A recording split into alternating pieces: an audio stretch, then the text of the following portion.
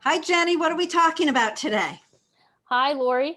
We are talking about the next lunation, which is the full moon in Capricorn coming up on the 24th of June. At 2:39 p.m. in Eastern Daylight Time. Hmm. Yeah, full moon in Capricorn. So, when we look at these lunations, we just want to, one more time reiterate the cycle of the the relationship between the sun and the moon. The lunation cycle is all about the relationship between the sun and the moon. The cycles always start at the new moon, when the moon is between us and the sun. So you go out at night, you don't see a thing. It's all dark. And that cycle begins there at the new moon and grows. You'll see the moon growing a little bit bigger each day until it comes all the way around to the full moon, where the two are in opposite positions. The idea is that if you plant a seed at the new moon, the full illumination will happen at the full moon. And this is, when you look at each lunation cycle, it's only a 28-day thing. So we do look at it in larger cycles. Can you explain that larger cycle, Jenny? Yeah, with the larger cycle, we're looking at basically a year long. So we're going to look at the new moon that was actually on January 13th, and it was the new moon in Capricorn. So that just helps guide us on the bigger scale of things. And so 6 months later, we have the full moon. And then we'll have another new moon six Okay. months from that. Yeah. So at this full moon, we are at the illumination phase of the short cycle that started 2 weeks ago at the eclipse, and 6 months ago at that new moon, that the Capricorn new moon in January, right? Mhm. Yeah. Okay, so Yep. that's what we're looking at. We're looking right now today at what is being illuminated. Mhm. Do you want to share that chart and we can talk about what we see in it? Yeah. So here we go. So what Okay. do we see at this full moon? All right. So we'll see in this chart. So this is the Eastern Daylight chart, the eastern coast of the United States. You'll see the moon is down here at the bottom at 3 degrees of Capricorn, opposing that sun, which is it's happening, pretty close to the middle of the day. So that sun is way up at the top of the chart. Yeah. Right there it is. So I know this lunation's interesting. Like, kind of, well, first of all, I guess we should talk about the axis a little bit. And with Capricorn and Cancer, in the simplest sense, I feel like Capricorn is kind of the outer, it's things you do out in the world, and Cancer is internal. It's more of the emotional, internal space. And Capricorn is more of the effort that you're putting out into the world. I think that Laura used those terms. Those are great at the beginning. Use that those two things. What other things do we think about with Cancer Well, and Capricorn?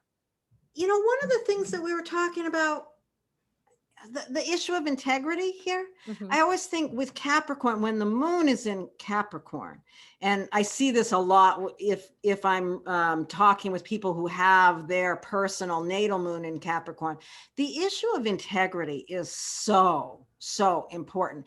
And you can kind of see that in the in that polarity as well, the importance of integrity to support the protection of Cancer. There's just a link between those two ideas. Hmm. Yeah, I think very much about just having to be in integrity inside yourself means just being aware of your emotions, being aware of what your inner needs are, and then in the outer world, it's how you interact with everybody else. So you're trying to line those two things up so that your inner world and your inner reality is lining up with how you're directing your efforts outwards. Huh. And that's really what we're talking about. I always think of this kind of like a wheel inside a wheel, where you're have your inner wheel and then you're trying to line up that outer one so Ah, everything is like and then you're in integrity and you're operating as you your highest self wants you to operate, I'll say.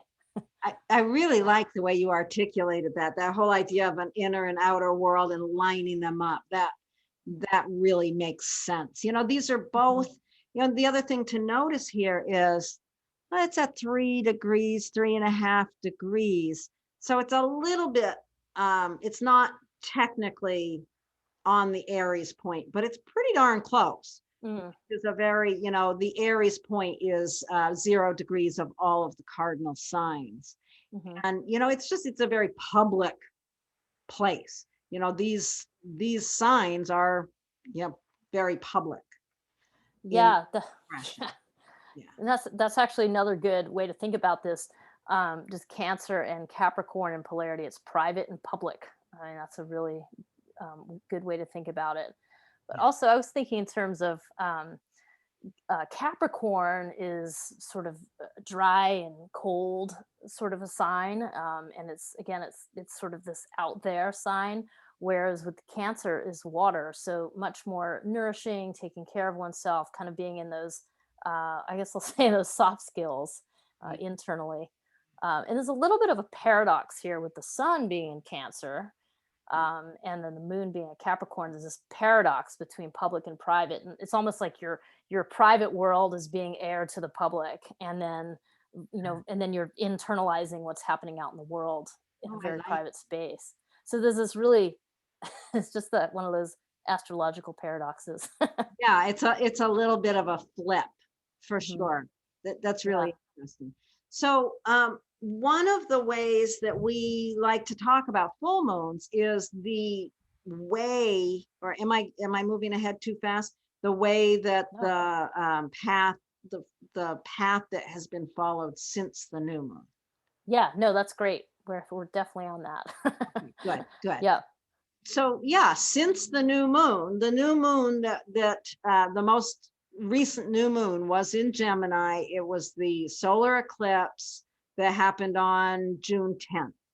Mhm. And since that, the moon, what has the moon touched off since then? Right after it touched off Mercury, right? Yeah, it hit Mercury and then it went into Cancer. So it actually went through all the personal planets side of things. Which I was just realizing. Oh, um, okay. Yeah. so basically, it was in Gemini and then it went into Cancer. So at some point, it conjuncted Venus and then it went over Mars. And that was basically what it covered on that side. So it Yeah. kind of picked up a lot of personal baggage before Yeah. it came into this full moon. Yeah. Um, Huh. yeah. That's So that's interesting. If you think about it, picking up a lot of personal baggage, and then now at the full moon, the job is to take that personal baggage and respond with integrity. mhm. Right. Perfect. Yeah. Because the second half of the moon cycle, it is then going to go over all of these outer planets, much less personal planets. It's going to go over the collective planets. It's going to go over the social planets of Saturn and Jupiter. So yeah, so So if you don't respond to this with integrity, you're going to pay the cost over the next few weeks. yeah, we're But going to yeah, see some if you stuff. think, just very simply thinking Mhm. about what you've encountered over the last 2 weeks, what kind of personal baggage have you grappled with over the last 2 weeks, and how, at this point of the full moon, how do you see that is being expressed? And yeah, just making sure your integrity is aligned Mhm. before Yeah. you head into this um, more, Intense. yeah, more Period. intense section over the next couple of weeks. Yeah. Yeah. Because the other things, so After. also, what's really nice about this full moon is it's really well supported because it's got a really nice aspect to Jupiter. And Jupiter is a Yay. very beneficial planet. I mean, like every planet, it has its dark side too. But in general, Jupiter is just this really great supportive position in this chart. It's trining the sun, it's sextiling the moon. So it's really just bringing in this more social support.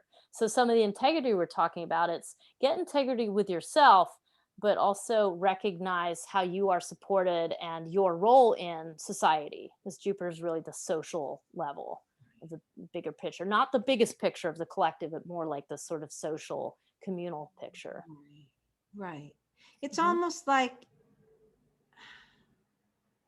yeah, you've got this container that's supporting you, Mm. whether that's um yeah, you're the kind of, I think of Jupiter as if you were a religious person, I would think of Jupiter as your church. It's your beliefs and how they support. I guess that's how I would look at it, is that this really allows your beliefs, your spiritual beliefs, your understanding of faith, and how that is supporting you being in integrity in this process. Yeah, and I think that's a great way to put it, Lori. And then I would just, to add to it, I would just say it's a flow state because it's trine and septus. So it's letting those things flow in and support that somewhat dry Capricorn moon, like support, bring in more. It's really just nourishment. It's helping it be more, well, it's helping it be more in integrity. I mean, if you think about, if Capricorn's earth, if you think about having like sand, it just slips through your fingers, but when you add water, it comes together and it combines, and that's what Jupiter's helping this do, through your belief system and your faith, or there's a couple other ways to put it, but yeah. So I do think that we're heading into a really interesting time where there's some real challenges coming up. We have talked some in the past, and if you follow astrology, you're probably very aware of the fact that Saturn and Uranus are in a square aspect all of this year, and right now Mars is setting itself up to be connected by square and opposition to that. So there's a lot of challenge and difficulty in that. And I feel like, as this lunation lines us up in this place of integrity, that is what is going to support us as we move forward. I wanted to bring that in as well. Yeah. Just as we think about where we're headed with this. Yeah, because we're talking about just like getting your personal ducks in a row, like being in an integrity with yourself, because that's what's going to help you weather these more difficult things that are coming our way. Definitely seeing July and August as times of things heating up on a couple levels, on the probably the more perhaps political level and environmental level and some other. So it's kind of like get yourself in a good spot, because there's going to be some storms ahead. Is kind of the thing. And also I was thinking that just the day before this lunation, Venus is going to oppose Pluto too. So that's going to be like that's almost like a sneak preview, bigger level, like Venus opposing Pluto there. So all that is to say is that what's happening in the personal lives for each of us, the sun and moon being very personal, is also being reflected on a bigger level with that Venus-Pluto opposition, which just brings some interesting things into play. So, I definitely think we've got some interesting months ahead. Probably not super easy on a big level in the culture and politics and environmentally and all of that. We don't really need astrology to tell us that that's no. But astrology certainly supports that. And I think the important thing is the personal integrity right now with this lunation. Okay. Now, is there anything you want to talk about before we go into the actual for each rising sign where this is playing out? No, I think we should jump into how you can use this personally, or how you can think about it for yourself. I think that's a great way to use the time. Okay, so let's just jump into it and talk about each rising sign. If you don't know your rising sign, pay attention to the one that is about your sun sign. If you know your rising sign, that's the one to pay attention to. And we'll start with Aries. Aries rising, this is going to fall in the moon itself. The full moon itself falls in your 10th house. So it's highlighting the polarity between your 4th house and your 10th house. So, the way I would think about it is to watch for how family and home support is illuminating your ability to function in your career and in the outer world. Do you have anything to add to that? I think this just emphasizes that private public theme that we're talking about, the privacy of your home life, the public nature of your work life, and how those two things intersect. Yeah.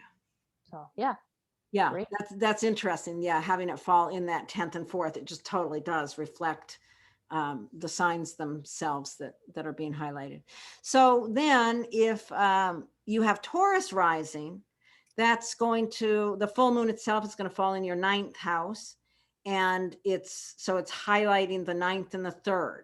Mm, So this is somehow, you want to look for what information is being illuminated. mm, Let's see, information that illuminates your worldview and your higher understanding, your more lofty beliefs. mhm. There's something to pay attention to in that polarity. Yeah. So I think of that as the third house is like the nuts and bolts, where the sun is the details, the making the plans. It's somewhat superficial but necessary. And then the ninth house is where you bring in the meaning. So that's where you're seeing, as Lori said, that the meaning is really coming through of all those details that you took care of. Right. So yeah. Okay. So if you've got Gemini rising, the full moon is falling in your 8th house. So the highlight is the 2nd to the 8th. You're going to want to really pay attention to how your personal values and resources influence your understanding of other people's belief systems. Hmm. Does that make sense to you? Do you have a different way of looking at that? No, I think that's great. It just made me think of like the eighth house. You're just dealing with other people's stuff, other people's intense emotions. So that's kind of what might come into play. And what's important is knowing yourself better, your values, your Holding your yep. integrity, again, back to that Mhm. issue of integrity, holding Mhm. your integrity in the face of someone else's powerful responses or something along Yeah, those. Yeah, yeah, you got it. that's interesting. Okay, so if you've got Cancer rising, this full moon is going to fall in your 7th house, and it's going to highlight the polarity between your 1st and your 7th. So you're going to be thinking about how your personality is reflected and illuminated in your intimate and public relationships. I bet you've got something more to say about that one, Jennie. Yeah, because that's my rising sign. I like how you said reflected, because I think so much about this axis is so much about knowing yourself and having to do that through the mirror of your relationships with other people. 'Cause you can't see yourself. You're just in that same way. So I think that that's a really helpful way to think about it. Another thought too is just that the seventh house can sometimes be rivals. So this is somebody who Yeah. in a sense that they're rivaling you, but they're helping you bring out your best self, which is the first house. So those are some of the Oh, themes good. to look at for that. Awesome. So, Awesome. I like that. Okay, so if you've got Leo rising, this full moon is going to fall in your 6th house. So it's going to highlight the polarity between your 12th and your 6th. So you want to think about how your unconscious understandings illuminates your awareness of the importance of your healthcare practices, your routines. So kind of making sure, I guess, yeah, making sure that there's integrity in your routines that come from your unconscious, if oh, I said that nice. clearly. Yeah, that was awesome. Okay. So this means, like get your workout program on track. Right. But it also means don't forget about the bigger picture. Like maybe it's if you're a meditator and you're doing a meditation practice in the sixth house, to make sure it's has a 12th house. You're dealing with compassion. You're bringing in empathy for others and Right. all those bigger pictures. Yeah, So the root comes from, yeah, the 12th house, the unconscious has to support what you're doing in your mm, routine yoga practice or meditation practice or whatever it is. mhm. Okay, so then if you've got Virgo rising, the full moon is going to fall in your 5th house. So it's highlighting the polarity of your 11th and your 5th. So here you want to pay attention to how the love and support you receive from others which is the 11th house, allows you to fully express your creativity and your love for others, which is the 5th house. Oh, that's lovely. What did you Awesome. say? I said that was lovely the way you put it. Oh, okay, good. Yeah. Good. Um, Yeah. the only thing I would add to that was I just was thinking about the 5th house as children. And for some reason, it popped in my head. I was just reminding myself that the 11th house refers to grandchildren. So I was like, oh, this is like how this is the love given through generations. That was an old thing has popped in my head, but Oh, well, yeah, that's lovely. Since this is mine, I'll pay attention to yeah, it for my granddaughter. excellent. Okay, so then we're going to move on to Libra rising. And if you have Libra rising, this full moon is going to fall in your 4th house. So it's going to highlight the polarity between your 10th and your 4th houses. And you're going to want to think about how your career and reputation out in the world shines a light on your understanding of your home and family. Mm. So yeah, what you understand, sort of, can you say more about that? That one kind of doesn't quite fit for my brain. Well, I was just thinking what came to me when you're talking about it is just thinking about the 4th house is your roots, like how you integrate your own roots for yourself, but also your lineage, your ancestors, like where you came from. So there's something about like being in integrity with a longer line than just you, like just you and your immediate family. It does a little bit of extension.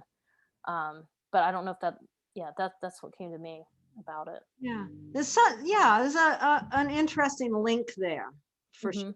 Okay, so then if you've got Scorpio rising, this full moon is going to fall in your 3rd house, and it's going to highlight the polarity between your 9th and your 3rd. You want to think about and notice how your worldview, your higher understanding of the world informs your communications and how you manage your day-to-day environment. Mm-hmm. Yeah. And I was thinking the 3rd house also refers to kind of like navigating your immediate environment. Right. So that's both your bike ride to the store, but any other sort of short trips or how you're dealing with the logistics of your life. And that's what's being highlighted. Yet there in the background is the deeper meaning and the higher purpose of all of those things. Right. So, yeah.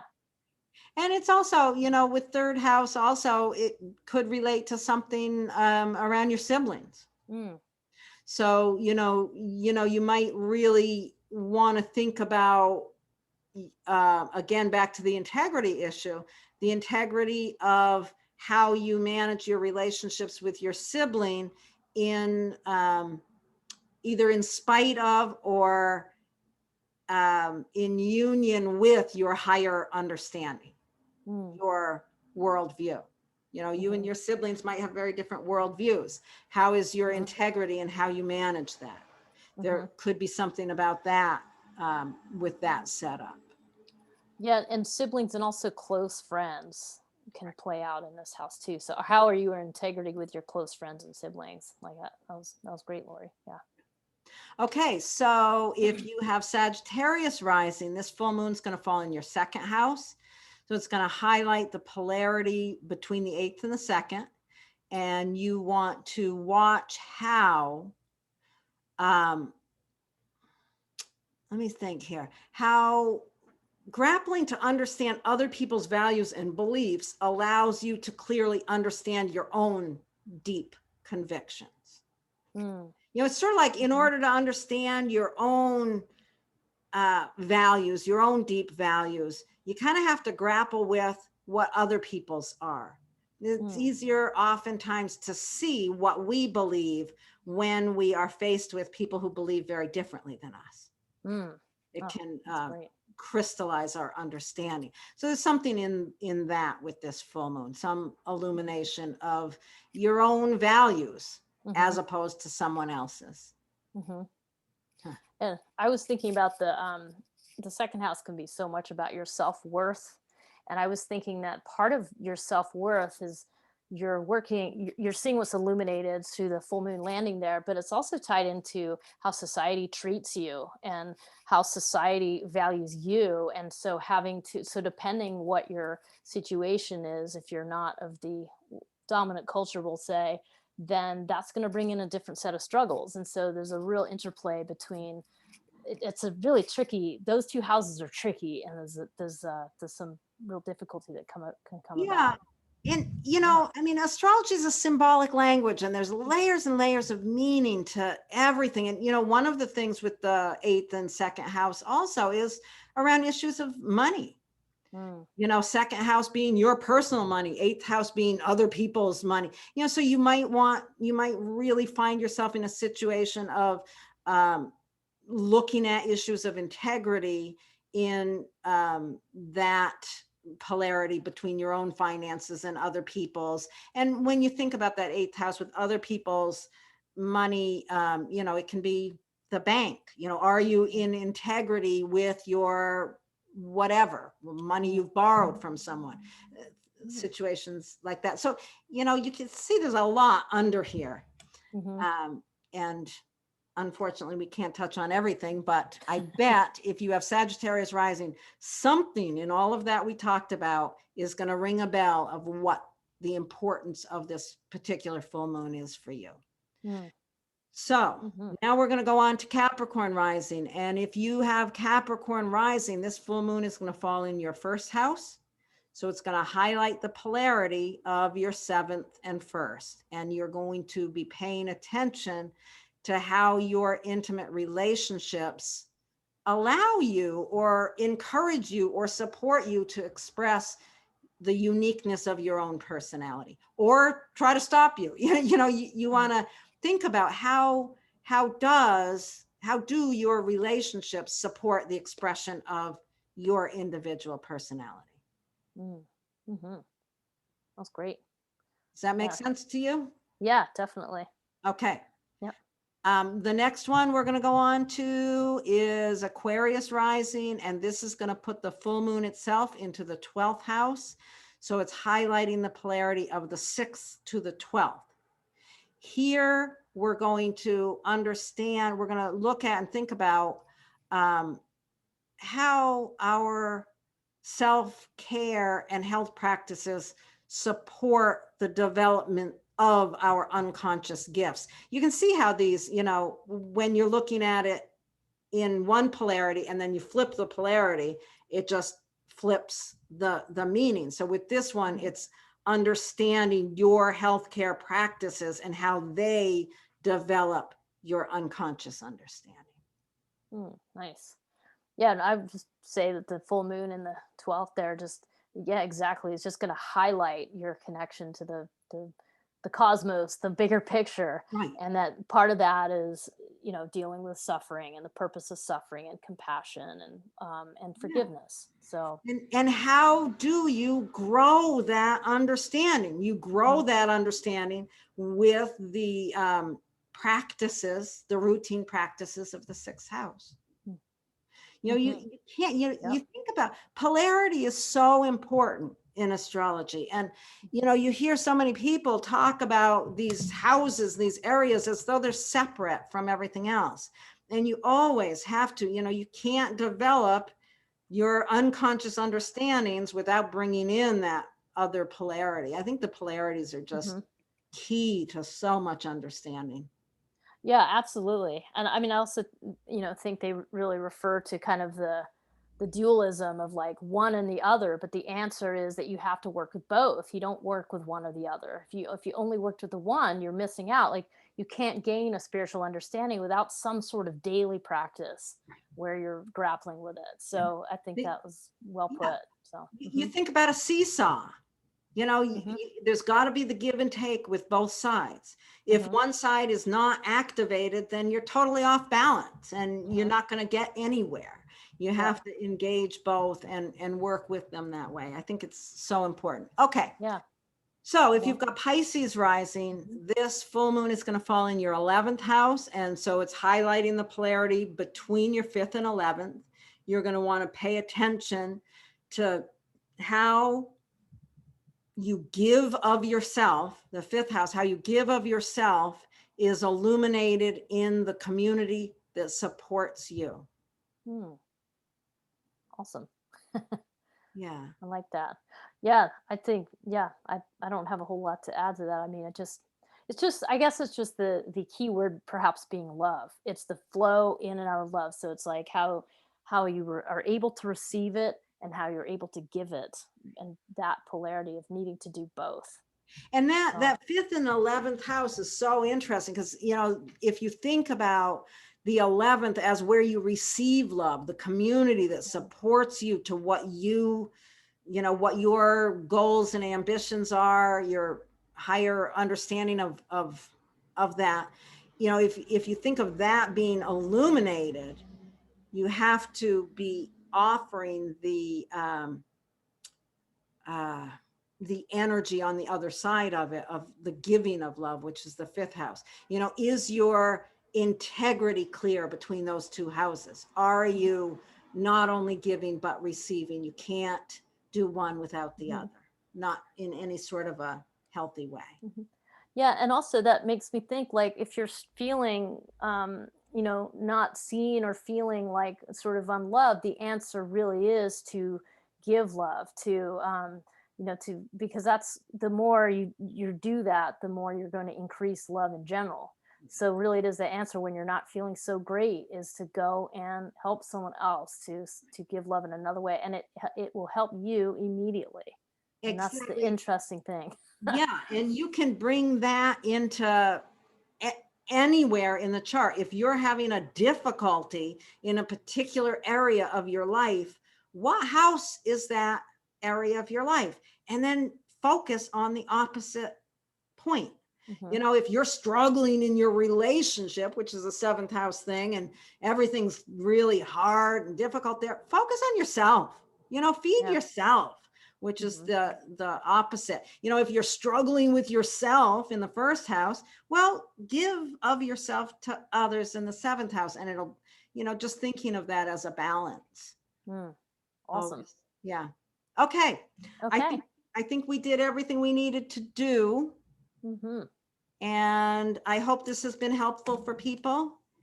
Any last minute words of advice, Jennie? Well, thanks for listening, and I hope that the full moon goes well for everybody. Absolutely. Hmm. You can find Jennie at hiddenpathastrology.com. You can find me at astrolore.org. And we both do consultations and we both teach, and we're both extremely passionate about astrology. So That's right. Thanks, Lori. thank you, Jennie. It's been great talking. Bye-bye. Bye.